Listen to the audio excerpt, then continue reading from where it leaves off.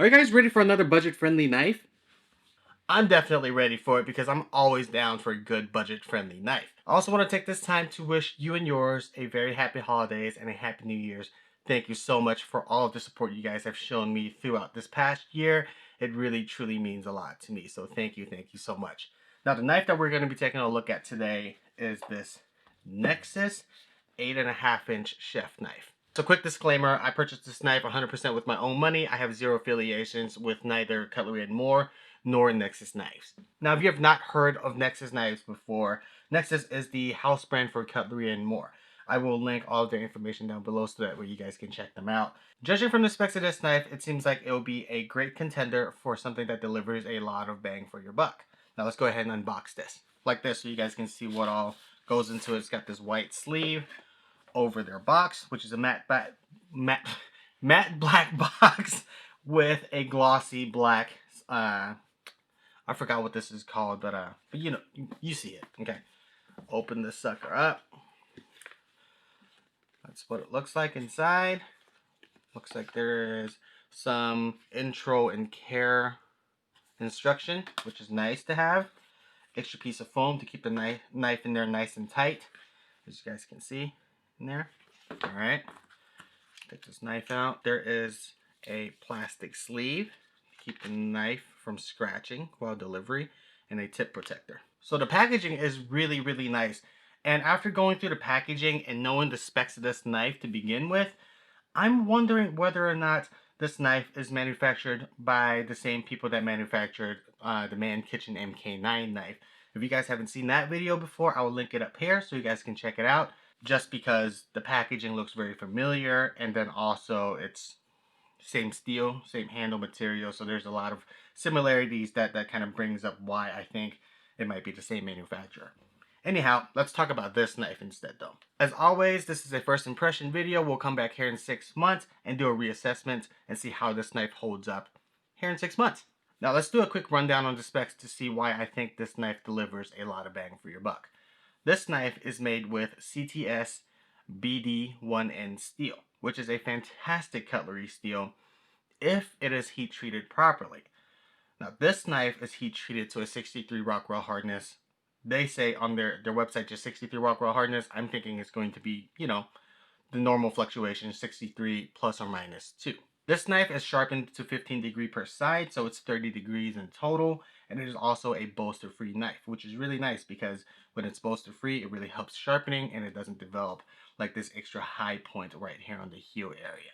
This knife also has a full tan construction that leads down to this handle, which is a G-tan handle. If you guys don't know what G-tan is an extremely rugged and tough handle material. It is a really, really good material for knife handles and things like that. And the knife handle is held together by, as you can see, 3 stainless steel pins. As you guys know, I am a big fan of taller blades. This knife's blade height is 1.75 inches tall, so there's plenty of room for your knuckle clearance. The next thing we want to talk about is that this knife also has a lifetime warranty and 100% satisfaction guarantee by Cutlery and More, which is really nice to have on a knife. So the last thing I want to talk about before we move on to fit and finish is where this knife is made. This knife is made in China. Now before you cross it off of your list, both Carpenter, which is the manufacturer of this steel, as well as Cutlery and More, are both American companies. So I just want to lay out the information for you guys, be transparent, so that way whenever you guys make a decision, it will be a sound decision. Now let's go ahead and move on to the fit and finish of this knife.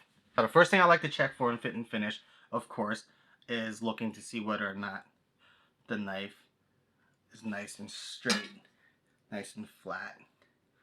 So just kind of checking for straightness and things like that. So it's nice and straight. The fit and finish is actually really nice on this knife. The bolster is nice and polished. The finish on the knife is very nice. It's got this really nice satin finish on it. Very workable finish. Taking a look at the handle to see whether or not there are any gaps or high spots. The handles are fitted nice and tight. I'm not noticing any gaps or anything like that. The spine of the knife is also crowned, which is really a nice feature. Now, the last thing I want to take a look at is the overall design and profile of the knife. The profile of this knife more resembles a gyuto, which has a flatter belly and not as pronounced of a belly like a Western counterpart. Next thing I want to take a look at is also the design of this knife. If you guys can see it, I didn't even notice this when I first purchased this knife online, is that there is a slight curve on this area right here. I think that they call it like a concave profile that really helps put your wrist in a more natural position that takes a lot of fatigue off of your wrist when you're working with the knife. When I picked this knife up, I thought to myself, this handle area right here by the bolster tapered quite a bit and it seems really thin in my hands. The last thing I want to talk about before we move on to the cut test is the balance point. So the balance point of this knife, judging from the pictures online, is right here on the bolster. My first initial thought was, why is the balance point up here by the bolster instead of the pinch grip? And when I grabbed the knife in a pinch grip, then that's when it hit me. Having the balance point right here at the bolster actually makes quite a lot of sense too, because this helps you keep the knife very leveled when you're using it. I mean, it is perfectly balanced between my middle and ring finger. Look at that. All of this leads into why this is a budget-friendly knife, the price point. I picked this knife up from Cutlery and More for $60. So this falls within the same price range as a 𝐒𝐿, and so in 6 months of time, as you guys know, I recommend 𝐒𝐿 to a lot of people. I want to see whether or not this is a good contender for the 𝐒𝐿 here in about 6 months of time. So look out for the Nexus versus 𝐒𝐿 video here in 6 months. Now let's go ahead and move on to the cut test, see how this baby performs straight out of the box. Alright, so let's go ahead and start this off with the tomato test. Let's slice this baby in half.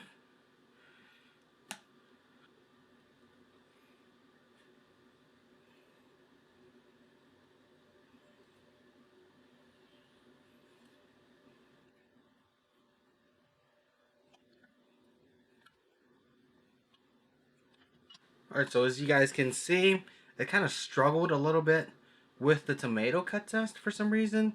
I mean, the edge is very sharp on this thing. It could be the tomato, because this is kind of like a cherry, more like a cherry tomato in comparison. But I'm not trying to come up with any excuses. It didn't really, I mean, it passed the tomato test, but it didn't pass with like flying colors. Slice clean through, no issue whatsoever.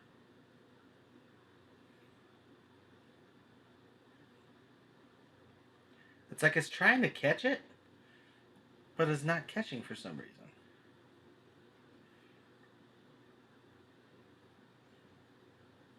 Oh, there it goes.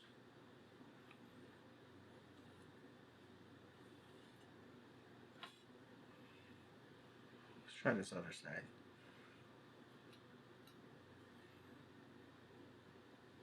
There we go.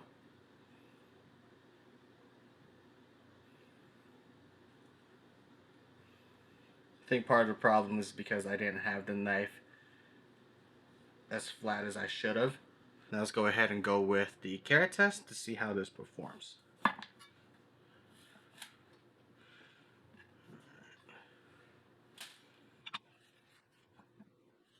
Let's go.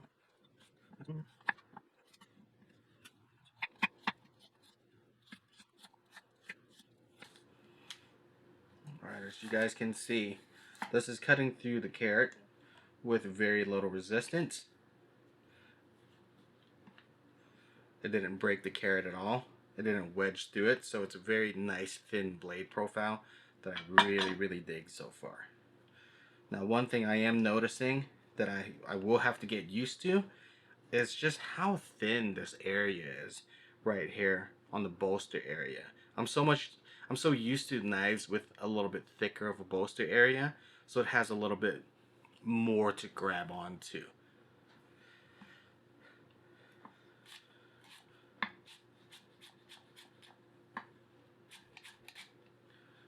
Yeah, I'm struggling trying to get used to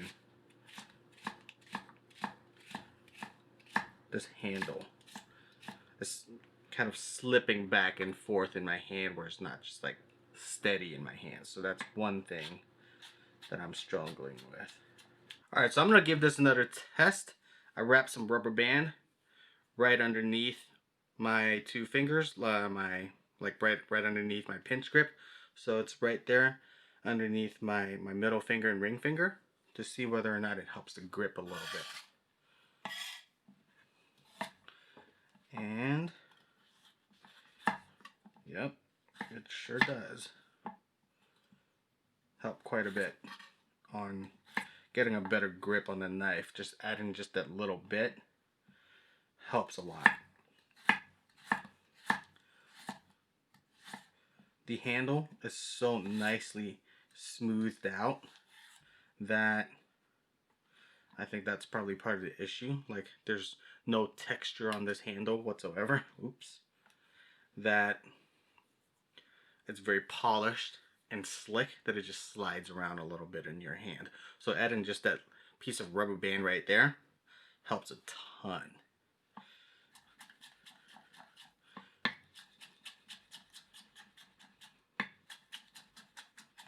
And as you can see, when the knife is comfortable in your hands, you can work a lot faster.